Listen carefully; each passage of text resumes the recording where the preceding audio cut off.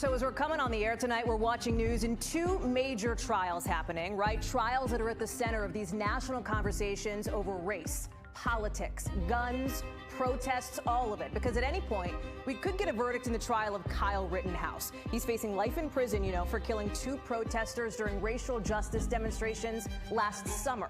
We'll talk about what the jury's question to the judge today could mean. And then in Georgia, one of the men who killed 25-year-old black jogger Ahmaud Arbery says it's time for his side of the story in testimony that's surprising even some legal experts. We're going to take you there. We're also covering COVID with boosters for everybody, ? We could see that maybe by the end of the week. Authorization for at least one booster for adults.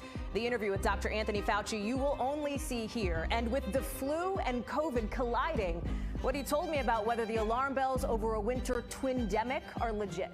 And the pandemic, by the way, not easy for anyone, and definitely not for those healthcare workers on the front lines. So we're headed to the middle of the woods in North Carolina to show you how some of them are getting help at what we've come to call burnout camp. Plus, a story we broke first on NBC News on why the Department of Education is investigating complaints of racism at one Texas school district. Our reporter who scooped that story will have the backstory for us later on. And check out the mess for people who live in the Northwest after some ridiculously bad weather rolled through. And the forecast calling for more on the way just in time for Thanksgiving. But is a storm freak out a week out really warranted? We've got Al Roker with the gut check coming up. Hey, I'm Hallie, and right now we're looking at those trials at the heart of much of what we've been talking about in this country for more than a year. The reckoning over race and guns and justice. Trials and cases where lives were lost and the killers face a ton of questions now.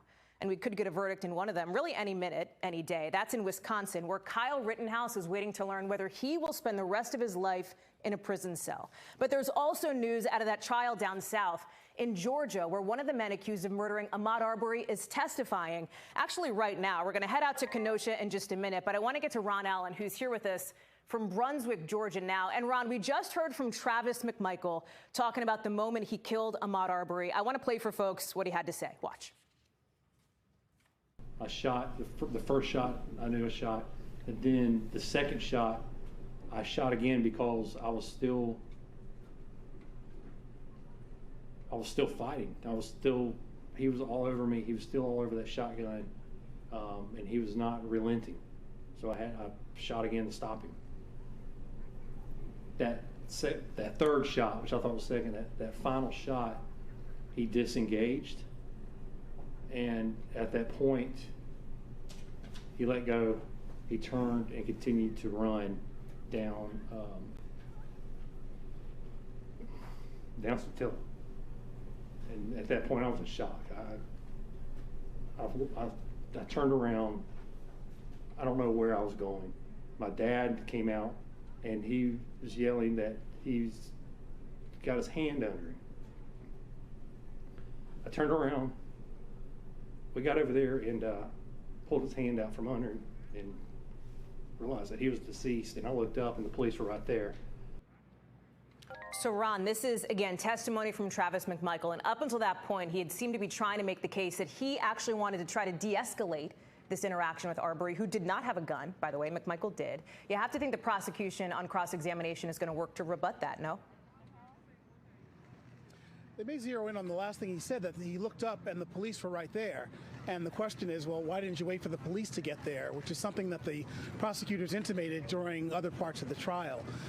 You hear from Travis McMichael, him saying that essentially he was the one under attack, that Arbery was the aggressor, and that he had every reason to suspect him of committing a crime, which is why they were doing this. But the prosecution is going to point out that there was really no evidence that Arbery had committed a crime, and that the McMichaels acted impulsively almost, or out of frustration with not being able to capture this guy who they thought was in the neighborhood.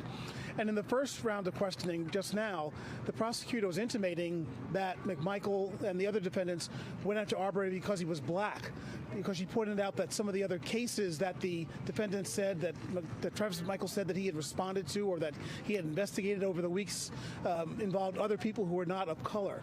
And so that may emerge as a central issue as the prosecution continues a cross-examination that we think is going to be very lengthy and very aggressive, Hallie. Probably going into tomorrow, right, Ron?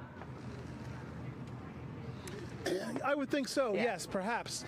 We've only got a couple hours left, but But this is this is the moment. This is a very pivotal moment in the case. Yeah.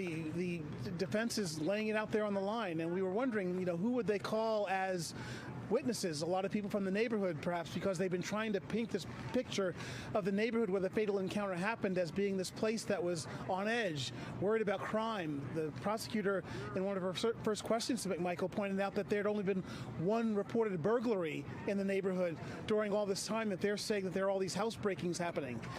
So that's what we're going to hear going forward. And again, the prosecution trying to drive home to the jury that these men acted with malice, with intention. Right. They deliberately killed Arbery for no good reason, is what the prosecutors are trying to convince the jury of. So then, Ron, to your point here that we didn't know, right, who the first witness for the defense was going to be. It turns out it's Travis McMichael. What was the reaction in the room when this happened? Because as you know, and as we've talked about, it's always a little bit risky for the defense to pull the defendant up on stand because of what we're seeing now, which is the prosecutorial cross-examination, right? I think everybody watching this trial was surprised because there's a big question of whether they would testify or whether they would not. And yes, anytime a defendant takes the stand, that person opens himself up to cross-examination, and cross-examination can be very, very aggressive. And the question is, will he be able to stick to his story? What else might the prosecutor be able to get him to say that's perhaps potentially incriminating? Early in the case, the way the prosecution laid out their case, they quoted from the defendant's initial police interviews at the crime scene. So the defense may have seen that they had to come back and rebut some of that. Yeah. So that may be part of their strategy. And again, the bottom line is, who else could testify better than the defendants themselves? And that may be their calculation. Ron Allen, live for us there in Brunswick, Georgia. Ron, it's great to have you on the show starting us off tonight. Thank you so much. We told you we'd take you to Kenosha, so let's do that now. It's where we find NBC News Now anchor Tom Yamas, who's wearing his correspondent hat for us covering this trial tonight. So, Tom, we saw today, right, the jury coming out wanting to know how and where they can look at some of the video evidence that's been important in the trial of Kyle Rittenhouse. So how do you read those tea leaves as far as what the jury might be thinking about right now? Because at the moment, you know, all we have are signals from the jury in the form of these questions they're asking. Yeah, that's right, Hallie. As the entire country is watching this case here in Kenosha, you know, it's strange. They lost almost an entire day of deliberations because they could not figure out how exactly to watch this video. If you can believe that now in the year 2022, they couldn't watch videos on a computer, and they lost several hours trying to figure out how to put those videos onto the computer for the jurors. Finally, the jurors are now watching those videos from what we understand from the latest poll notes. I do want to mention that the temperature here is getting a little hotter. Maybe about 20-30 minutes ago, there was an arrest just behind us. There was a scuffle, and our team here in Kenosha that's been here for a long time tells me that those are very common. But what was uncommon was that it got very heated, and then out of nowhere, the Kenosha Police Department, basically, I didn't even see where they came out of, but they rounded the corner, they grabbed a protester who they thought was being violent, and they basically put them in the police car, and they took them off the police van. Well, that's... Kenosha Police, though, putting out a tweet earlier saying that there's been some stuff on social media, some bad reporting, that there's been threats. They say there's no threats so far. They're trying to keep the peace. For the most part, these crowds behind us have been civil. There's some shouting, there's some music playing, but it's not too dangerous, just up until what happened about 20 minutes ago. To your point, though, Tom, I mean, the police are all over, right? We know the National Guard have moved into Kenosha. Yeah. The governor there has made it very clear that he wants people around in case the temperature, as you point out, you know, does keep rising. So it seems logical, right, that they'd be right there in case there was some kind of disturbance.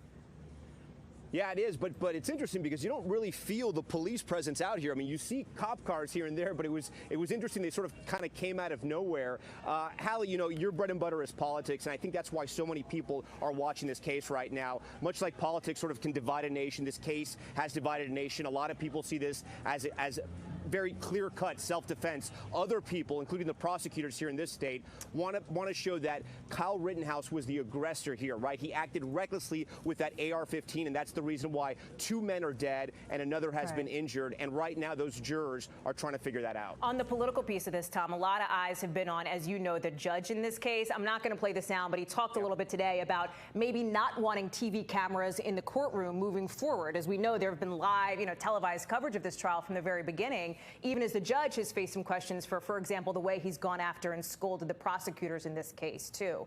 What is his, you know, for lack of a better word here, what's his beef with the TV coverage? You know, the judge is always the master of the domain in the courtroom, and clearly Judge Schrader has been the leader and made it very clear he's in charge of that courtroom. But some are wondering what kind of sort of leadership he's showing, because you're right, he's been very tough on the prosecution when he thinks the prosecutors are sort of going and breaking some rules. But again, a lot of people are talking about him. He'll tell you he's the most experienced trial judge in the entire state. So there's that, Hallie. Tom Llamas live for us there in Kenosha. Tom, thank you so much for being with us. We'll look for more from you tonight on Top Story a little bit later on. As we were getting the show ready to go tonight, some other news dropped in from Moderna, which now wants emergency use authorization for its booster shot for all adults. Pfizer, has already asked for the green light for theirs, and that could come maybe by the end of the week. Health experts are out there saying, hey, do not wait to get a booster, because we may be in this winter surge already, and some of them are worried about what the flu could add to the whole situation as that season begins.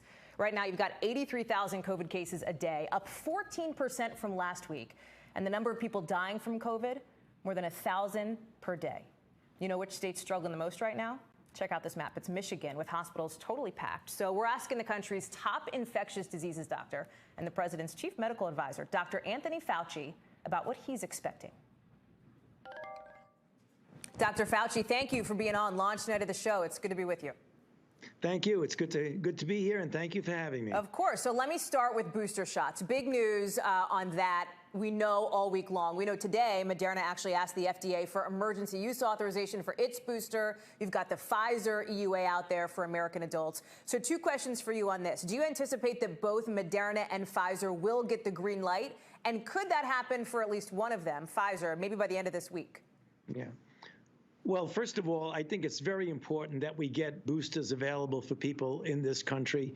And I don't want to get ahead of what the FDA is going to make a decision. That's not productive. I believe that we are going in the right direction with this, and quite soon we will have availability of boosters for everyone.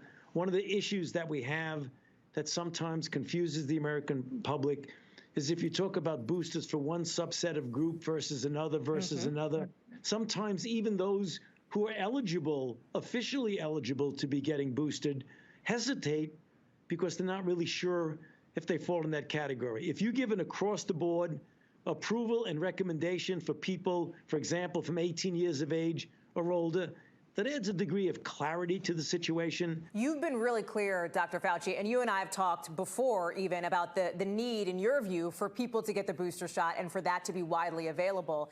And yet there's some reporting that's out there, the Washington Post, for example, that says that Dr. Walensky has privately cautioned against, the concerns about making those boosters too rapidly available, basically too much too quickly, and that could be problematic. Should people be concerned that our top health officials may not be on the same page on this? No, I believe, Hallie, and I thank you for giving me the opportunity to clarify that. Sure. We are on the same page. And what Dr. Walensky has always said is that she wants to let the science drive the decisions. And she's looking at the data that will come from the FDA. The FDA authorizes, and the CDC recommends in association with their advisory committee. We've always been on the same page. I think people misinterpret when she says we want to wait to see the data, that she's not in favor of something. She is. We are on the same page with her. There's really no distance between us at all on that. Okay. When you look at where we are right now, we are just over, a week now until Thanksgiving. There's this talk about the potential for a winter surge. Should we be bracing for a surge to be happening after Thanksgiving? Is that what you anticipate given folks' holiday plans?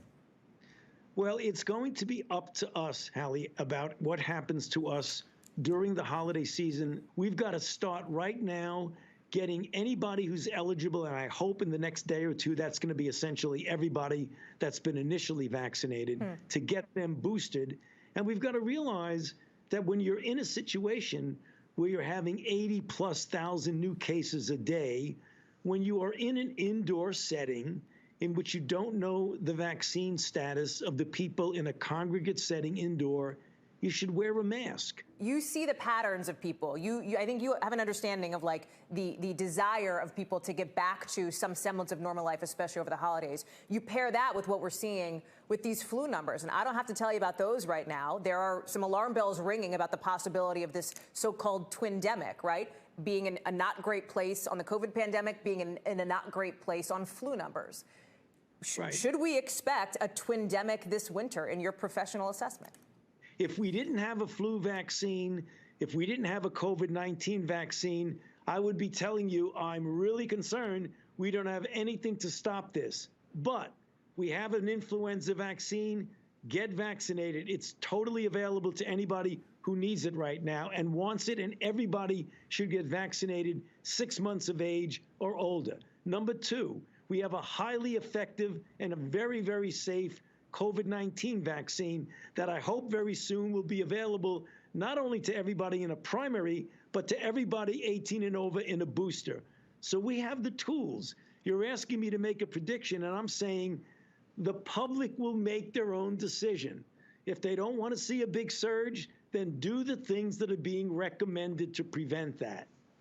Dr. Anthony Fauci, message received loud and clear. Thank you so much for being on to join us tonight on Hallie Jackson Now. Really appreciate you being with us, Dr. Fauci. Great to be with you, Hallie. Thank you for having me. So it's not just COVID concerns when it comes to Thanksgiving travel. It's also the actual travel piece of Thanksgiving travel, with the forecast calling for another storm that might hit right around the holiday, with something like 53 million people expected to be on the move next week for Thanksgiving.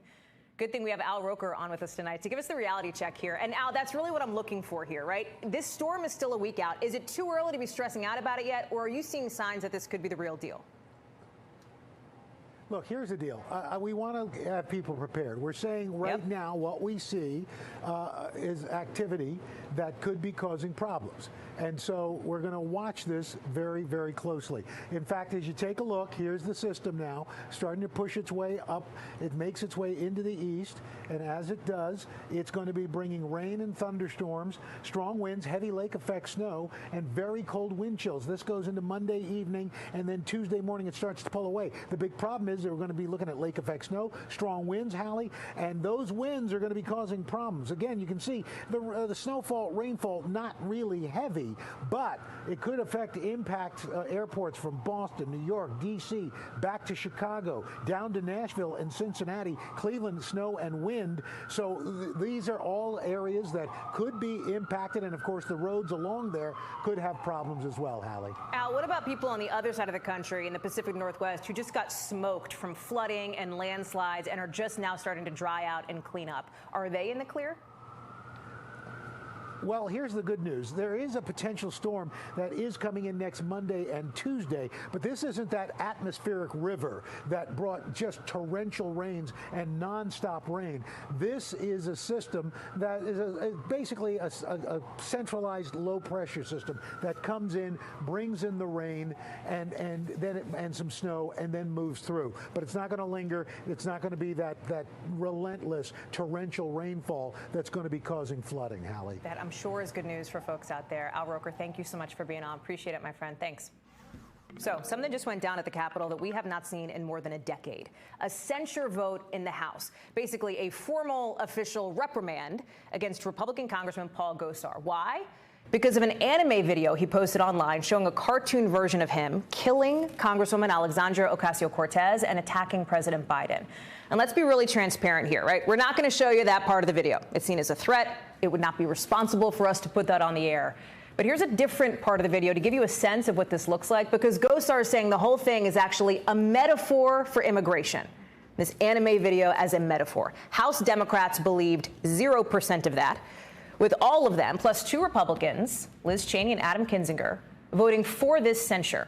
And that vote also yanked Gosar off the 2 committees he serves on, House Oversight and Natural Resources. For Democrats, they say this is about drawing a hard line on political violence. So here's how Congresswoman Ocasio-Cortez framed it when she talked on the floor. Watch. What is so hard? What is so hard about saying that this is wrong? This is not about me.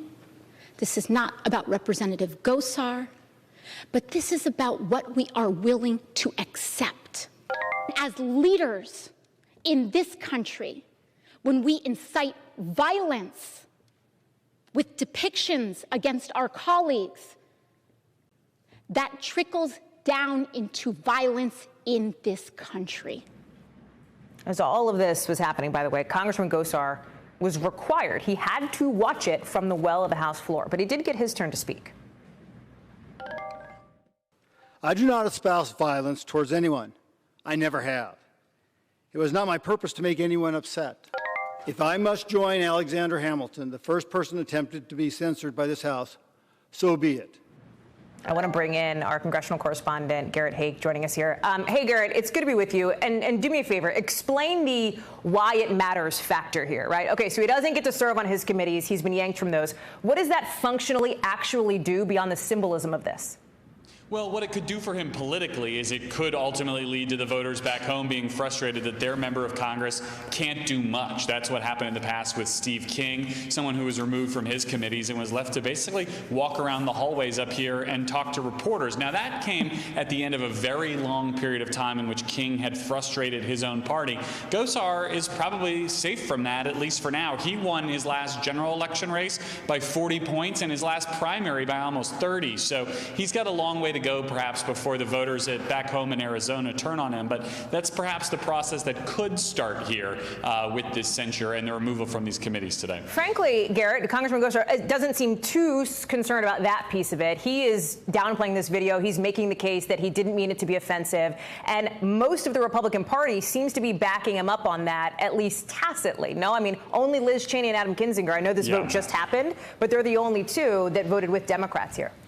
No, and this became central to the debate, and you heard some of this from Alexandria Ocasio-Cortez, the idea that, you know, what really matters about the way you talk about violence, about the way you depict it. Gosar and his allies in the Republican Party say, look, this is a video. It's goofy. It's kind of ridiculous if you watch the whole thing. The whole thing's just absurd, and they say it should be treated that way. Democrats who, you know, look at this and say, look, this is more talk about violence, and it's not a stretch anymore in a post-January 6th world to imagine how we go from theoretical, goofy, cartoon violence to actual violence that happens in these halls. And that's really central to this whole debate and the way the two parties are looking at this issue. Was there anything about how this went down today? Garrett, you cover Congress day in, day out, every day. Was there anything about how this went down that surprised you? Or did this play out kind of as you had expected to? I was kind of surprised that Democrats moved as quickly as they did over the last couple of days to go directly to this step. Usually you see this kind of ratcheting up of tensions, public calls for the Ethics Committee to step in, more public pressure on Republican leaders to act on their own members. In this case, I think Democrats, having gone through a similar process with Marjorie Taylor Greene back in February, they kind of cut out all those middle steps and said, you know what, we're sick of this. We're going to move very expeditiously on a censure, which hasn't happened in more than a decade. So yeah, I think the speed kind of caught me, at least, a little by surprise. Garrett Haake, great to have you with us. Thank you for being here. I know this has all just developed in the last hour, so appreciate it. You know, political violence has been something the January 6th committee has been investigating after the insurrection at the Capitol. Garrett mentioned it. And now we found out Steve Bannon is pleading not guilty to the criminal contempt of Congress charges against him, which came, of course, after he refused to comply with that committee's subpoena. Bannon surrendered to the FBI Monday. He was released without bail. He faces up to a year in prison and a fine of up to $100,000. Bannon's lawyer actually told CNBC today there is no need, he thinks, to go through a formal arraignment because he says today's move is going to make the process more efficient. We've got more coming up after a quick commercial break. The Louisiana inmate, whose name is quite literally on the Supreme Court case opening the door for juveniles to get a second chance if they commit a crime.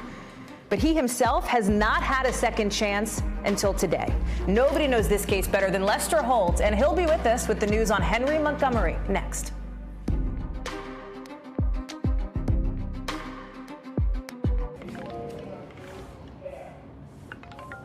So here's what went down today. One of the most closely watched parole hearings in a long time for a man named Henry Montgomery, who was just 17 years old when he was convicted of shooting and killing a sheriff's deputy back in 1963 and was sentenced to life without parole. He spent the last 58 years in prison, even as his name became linked to that debate that went all the way to the Supreme Court about whether juveniles sentenced to life should get a second chance.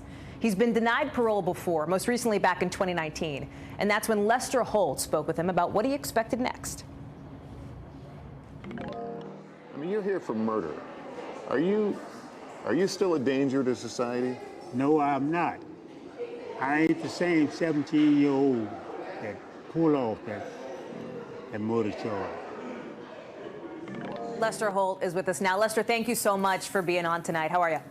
course, I'm good. Thanks, Hallie. So let me talk to you about Mr. Montgomery here. This is a story that you've been covering for years, as we talked about here. And the parole board in Louisiana actually rejected his parole twice before. What do you think was different this time?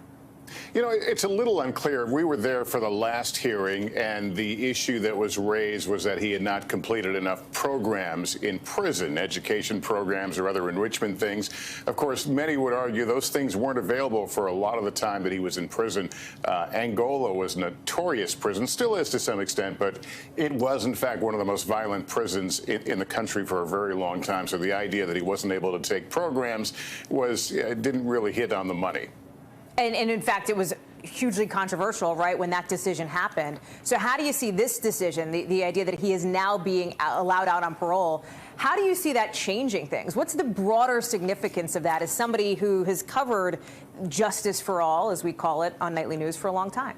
Well, two things. First of all, the daughter of the victim, who was a sheriff's deputy in Louisiana, did appear today, opposed this release. But a lot of things have happened. I mean, basically, the whole deal with Mr. Montgomery is there is a landmark Supreme Court decision in his name, Montgomery versus the state of Louisiana, about this issue of whether you could sentence a juvenile to life in prison with no possibility of parole. So that opened up the door suddenly to a lot of folks in prisons who could come forward and say, look, I didn't get a chance at parole. I'd like that. And many have been released. But the man who this was written around was not able to avail himself of that until now, when that panel today freed him, and he left just a short time ago. And I know we were with him. Our team was with him as he was walking out. What is next for Henry Montgomery? What does he do now with the years in his life?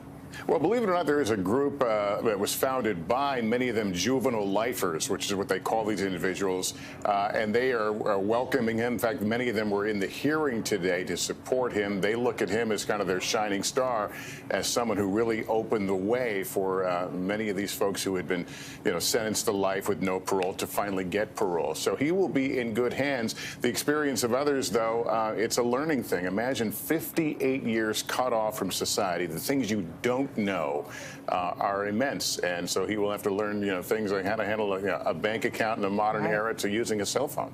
Lester Holt, it is an incredible story, and we're so glad to have you with us to report it out here tonight. Thank you, Lester. Appreciate it. You got it. More, of course, from Lester tonight on NBC Nightly News. Coming up here on this show, one judge calling him the epitome of the January 6th riot. I'm talking about this guy. You probably recognize him. The so-called QAnon shaman who's just been sentenced to prison, plus some upsetting news on overdose deaths in this country. Dr. Natalie Azar joins me next with some context on why they seem to be skyrocketing.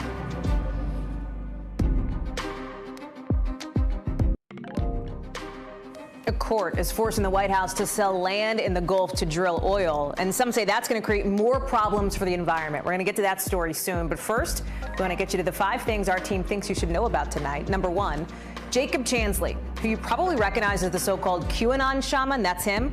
He was sentenced to 41 months in federal prison because of what he did during the Capitol riot. Stuff like this, selfies on the Senate floor, ignoring police, etc. He pleaded guilty in September to felony obstruction of an official proceeding.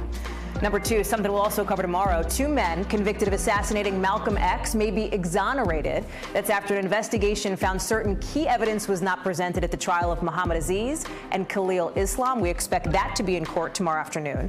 Number 3, the Islamic State taking responsibility for 2 separate bombings in Uganda. Attacks that killed 3 people and hurt 3 dozen more. Police say dozens of suspects have been arrested.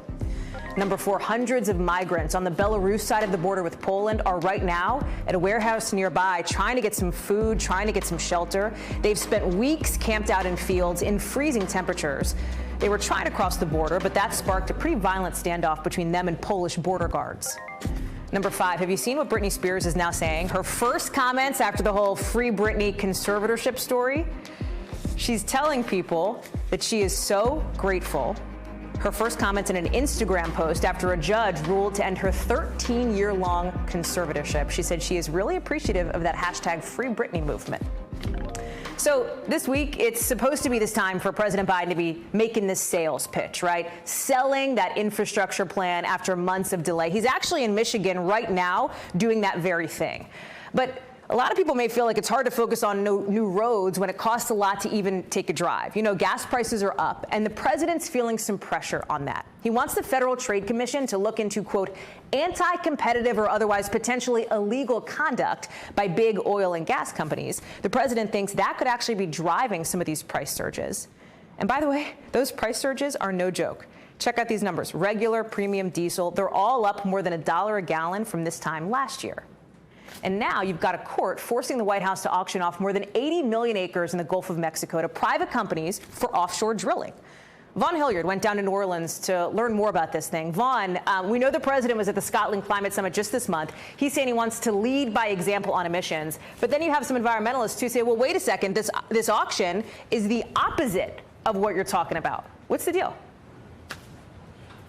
Hallie, it is the exact opposite. It's not ideal for President Biden, who 8 days after taking the White House signed an executive order banning any future leases of offshore drilling, particularly when you look out here at the Gulf Coast. But over the summer, a court overruled him and said it had to go forward. And that is why today you saw the largest auction in U.S. history. We're talking about 80 million acres. Oil companies put down about $200 million on these water rights. The big question is, to what extent do they potentially drill here? You see those gas prices. You said it, up 60% here in just the last year. But the question is, can the U.S. even produce its own domestic supply to bring those prices down right now, Hallie?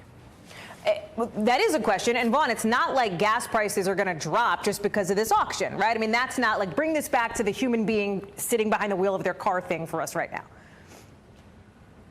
Exactly. This is a situation where you're talking about if these oil companies do decide to go and build out here on the Gulf, it's going to take 5, 10, 15 years to actually develop those projects, those drilling projects. And that is why you saw President Biden in the last week, 2 weeks, putting pressure on OPEC to further its supply here to the U.S. to bring prices down. But then you saw him today in a letter to the FTC asking them to investigate the largest oil companies here in the U.S., questioning whether essentially they were gaming the system by bringing gas prices so high. There's been a lot of pushback from these oil companies against the Biden administration, shutting down the project of the Keystone Pipeline. You know, when you're talking about the Gulf, signing that executive order to ban future offshore drilling projects, that is where this pressure is coming to a head as those concerns among Americans about rising inflation butt up against these high gas prices. Vaughn Hilliard live for us in Louisiana covering that story. Vaughn, thank you so much for being with us. Appreciate it.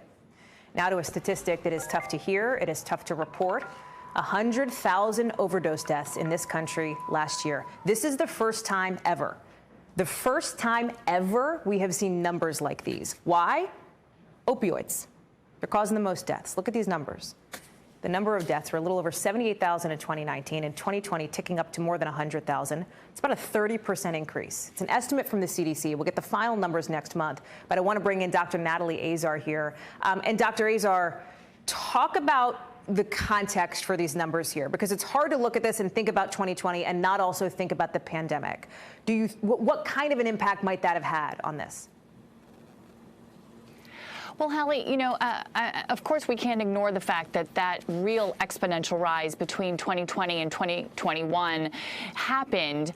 Although, let's think about this. The opioid epidemic was a problem well before COVID-19. Opioid overdose deaths have been increasing really exponentially since 2014 and have for the last, 25 years or so. In a sense, it was a little bit like a runaway train. And I think, if anything, it kind of the COVID-19 pandemic exposed, the sort of the crumbling infrastructure of our public health programs, which really had to pivot to manage COVID-19. And I think what sort of got lost in all of that were the people who were still struggling with addiction. And this is something that even the president is acknowledging today, releasing a statement saying to all those families who have mourned a loved one and to all those people who are facing addiction or are in recovery, you are in our hearts and you are not alone. Together, we will turn the tide on this epidemic. You know, Dr. Azar, you know this, that many political leaders and health officials have been saying, of course, that they want to turn the tide on this, but we just aren't there yet. And these numbers are such a stark reminder of that. Exactly. You know, I mean, I hope that this galvanizes, you know, public health programs to think about both, you know, prevention of addiction as well as treatment of addiction, you know, allowing legislation to be passed at the state level to allow access to naloxone. You know, there's two critical pieces of legislation that are sitting in Congress right now, both of which encompass these well-known harm reduction strategies. But Hallie, at the end of the day, it's all about funding.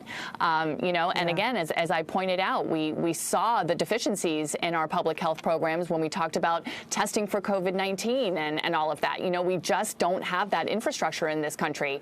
And what is lacking is funding and incentive. But we really, really do need to. We're at a critical point, this inflection point between 2021 or 2020 and 2021 really can't be ignored anymore. Dr. Natalie Azar, thank you so much for talking to us about this tonight. It's such an important topic, and we're really glad to have you. Time now for a segment that we call The Backstory, the behind-the-scenes look of how a story came together and how it fits into the big picture. For this one tonight, we're taking you to Southlake, Texas, for an NBC News exclusive. The Department of Education, as we first reported, launching an investigation into the Carroll Independent School District in Southlake. You might have heard of Southlake because its schools have been in the middle of a political battle over what books are being read, what subjects are being taught, and these are things that are playing out in schools all across the country, probably not too far from where you live. Antonia Hilton has been covering this story in this community for months. Antonia, it's good to have you with us tonight. Thank you for being here. Talk to us about the reporting that got us here, right? You've been on this story for months. People who listen to your podcast, along with Mike Hicksonbaugh, will know this too.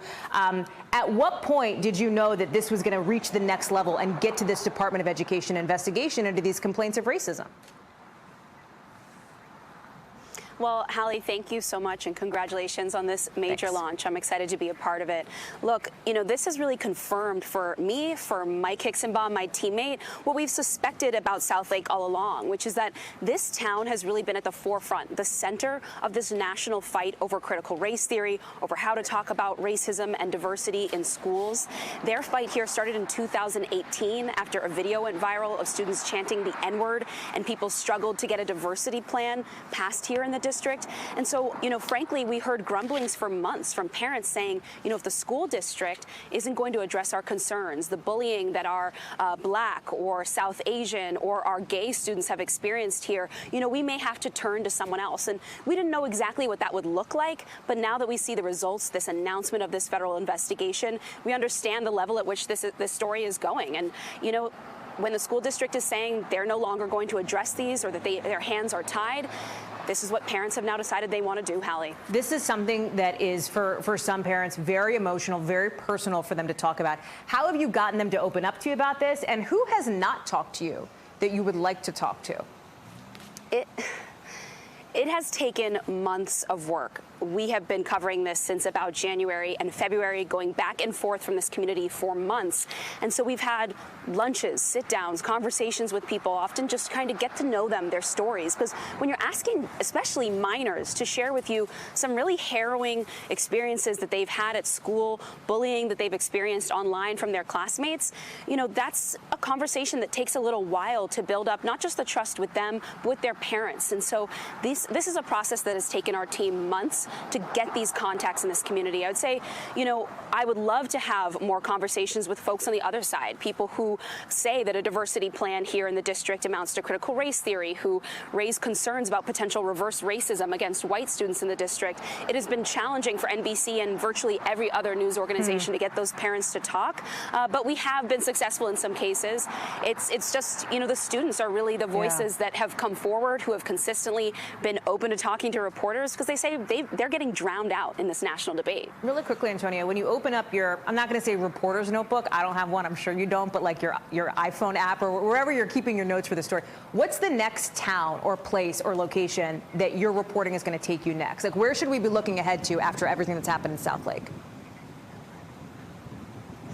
Well, I do keep a iPhone version of a reporter's notebook, for the record, and we are looking still at South Lake. There are more stories to tell you, so I'll keep you posted, but also Midlothian, Texas, Katy, Texas. There are communities actually all over the United States, and Mike and I receive hundreds, if not thousands, of emails from people reaching out to us, asking us to cover these fights over race and diversity in every corner, every region of this country. So, frankly, we have a lot of work cut out for us, not just in schools, but as these issues also become increasingly political and the midterms get closer, there are going to be a lot of stories to tell, Hallie. And you'll be able to tell them right here on our show. Antonio, we're so glad to have you with our backstory tonight. Thank you very much, my friend. I appreciate it.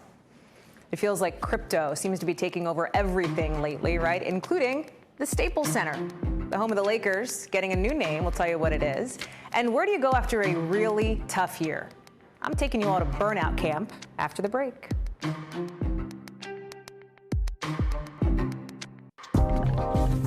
So listen, it's not news to say that this past year and a half has been tough on everyone, but that especially includes frontline workers in the pandemic. So where do they go to try to find their center, to try to find some calm? Burnout camp. You're going to come with me in just a minute. But first, NBC News covers hundreds of stories every day. And because you couldn't possibly read or watch or listen to them all, our bureau teams have done it for you. This is what they tell us is going down in their regions in a segment we call The Local. We'll start with news out of our Midwest Bureau, where a pilot is dead after what was supposed to be a historic flight. The plane was meant to help fight the Kruger Rock Fire by Estes Park in Colorado. It's only 15% contained. This would have been the first time a fixed-wing plane fought a fire at night using night vision in that state. From our LA Bureau, the Staples Center, have you heard this, getting a new name starting Christmas Day? You're going to call it Crypto.com Arena, and we're going to see an updated logo as part of this new 20-year contract there. And from our New York Bureau, watch for Times Square to be packed on New Year's Eve once again. That's because anybody who's totally vaccinated against COVID can go to the celebration. People who cannot get the shot because of medical reasons will have to show proof of a negative test. Now to the original, a story you'll find here and not anywhere else. And this week, it is Cost of Care Week across our NBC News platforms, where we're looking at the effect the pandemic is having on people who care for others, and that absolutely includes healthcare workers. And listen, almost 500,000 of them have left the profession since February. That's a lot, and a lot of it is because of burnout. It's something I've been following for a long time, professionally and personally. So not too long ago, I went to something we ended up calling Burnout Camp. Watch. Getting to Boone, North Carolina isn't super simple. It's a flight, then a drive through the Blue Ridge Mountains. We are like 90 minutes out. It's a trip, but it's only once you get there that the journey starts. Well, this is amazing. We booked our visit in advance, but not everyone does. Adam Greenfader decided to fly here from Florida just a few days before his session started. Yeah, this was a last-minute decision. I just said, okay, time to go breathe.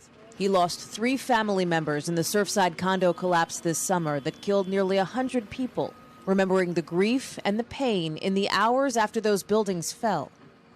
All the families were brought into a rescue center, and we were just waiting for the news. And it was a very chaotic, stressful situation. And every time a new family member would come in from out of town and they'd see someone that was there, it would just be absolute chaos. After supporting his family through the aftermath, he needed to find support for himself, a way to move from chaos to calm.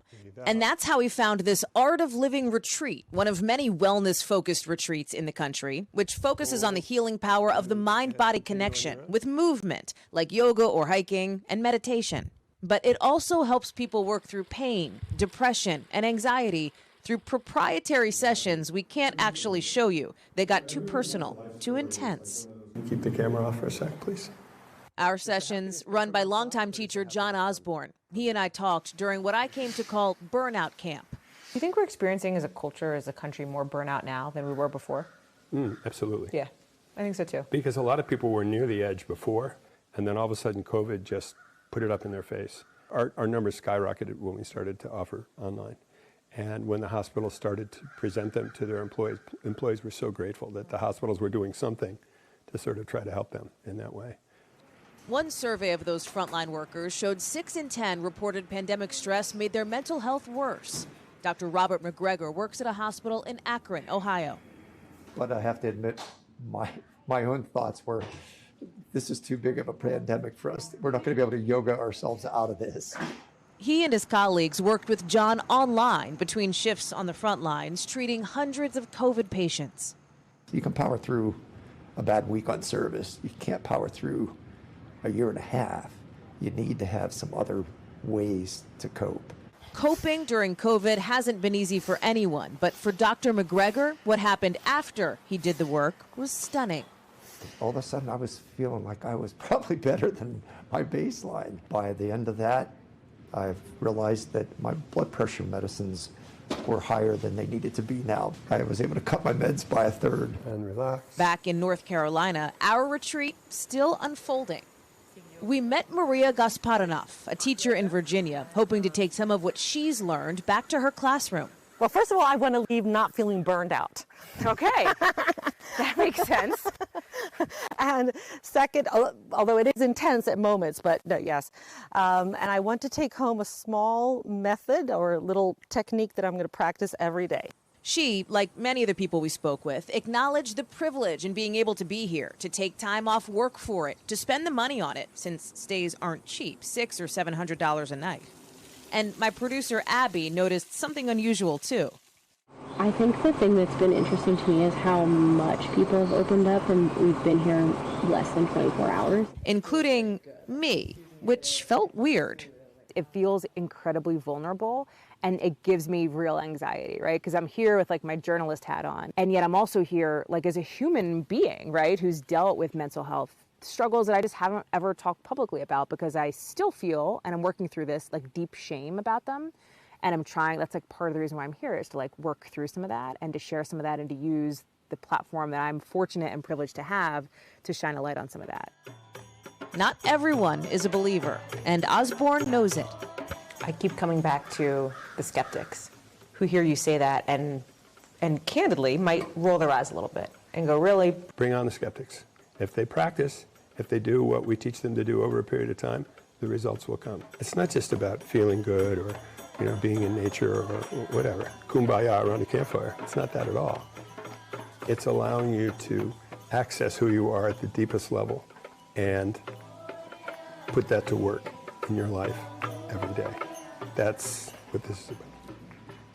We've seen the mental cost that burnout has on the healthcare industry, and it's an issue financially, too. Physician burnout costs more than $4 billion every year, according to one trade association. And we're going to have more on all of it in a new special report called Resilience and Recovery, airing next week right here on NBC News Now. Coming up here on this show, have you heard of the tennis star Feng Shui? A whole bunch of American tennis stars have, and they want to know where she is after her disappearance once she accused a top Chinese official of sexual assault.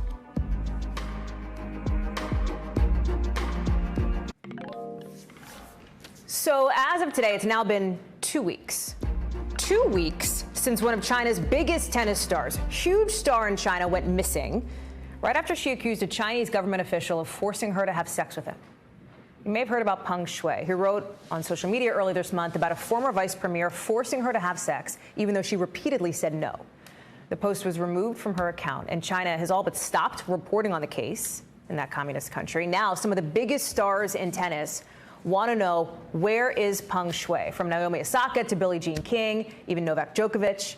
NBC's Matt Bradley is joining us from London, where he's following this story that's getting a lot of attention outside China. So, Matt, this is a hashtag, right? This hashtag, where is Feng Shui? It's trending. These huge tennis stars are tweeting about it. Talk about the impact that can make, right? Like, they obviously are not going to go into China and investigate this and where she is, but they can at least shine that spotlight on this, no? Yeah, I mean, Hallie, we can talk about shining a spotlight on something, but there are a lot of prominent people who are tweeting and saying, where is Feng Shui? But remember, Hallie, when it comes to bad PR on the international level, this is not China's first rodeo, not nearly. Even before the coronavirus and all of that, there was a lot of criticism coming also from international sports stars, international celebrities, criticizing China for their role in detaining Muslim Uyghurs out in the western part of the country and their crackdown on China. So will this work? Will celebrities tweeting? I don't know. They've been through that before. Are there any clues? Are there any hints about where she is, Matt? Like anything that we can look at now? Well, nothing. We haven't really heard anything directly from her. The only real thing we have is Steve Simon, who's the head of the Women's Tennis Association. He told the New York Times on Sunday that he heard from various sources, he said, from within China, including the Chinese Tennis Association, that she's safe, she's not in harm's way. He believes that she's in Beijing, but since no one has any contact with her, and he said the same thing, Steve Simon, no one can really know. Why would she be laying so low right now with the whole world calling to figure out where she is, if that's actually, the case of what he's saying? I don't know, Hallie. It seems as though it doesn't sound like she's laying low. I mean, there is a history in China of even prominent celebrities being disappeared.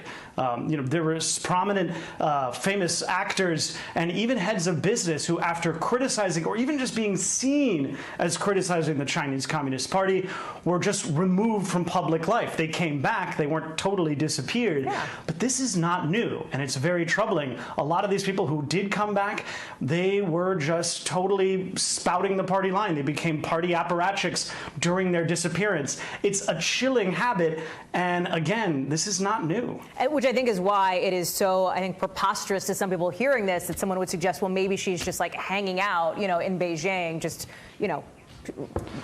flying under the radar here. One of the things that's interesting too about this, Matt, is like, we can talk about this here on our show. In China, they have cracked down so much on reporting about this story. As I know you're going to point out, that also is not new, right? There are so many restrictions on that kind of thing in China. But can you talk to us about that piece of it? Yeah, I mean, it's almost like taking a page out of the old Soviet Union playbook, almost like erasing people's images when they fall out of favor with the party. We've seen this before, again, like you're saying, but this really is chilling because when we're talking about such a big celebrity, it's pretty rare to see them scrubbed out of social media and public life. Matt Bradley, thanks for staying on top of this story for us. I know you'll be back with updates on that. Appreciate you. Appreciate all you for watching our first night, launch night of Hallie Jackson Now. We're going to have more for you tomorrow. Same time, same place. We'll see you then. But for now, more coverage after the break.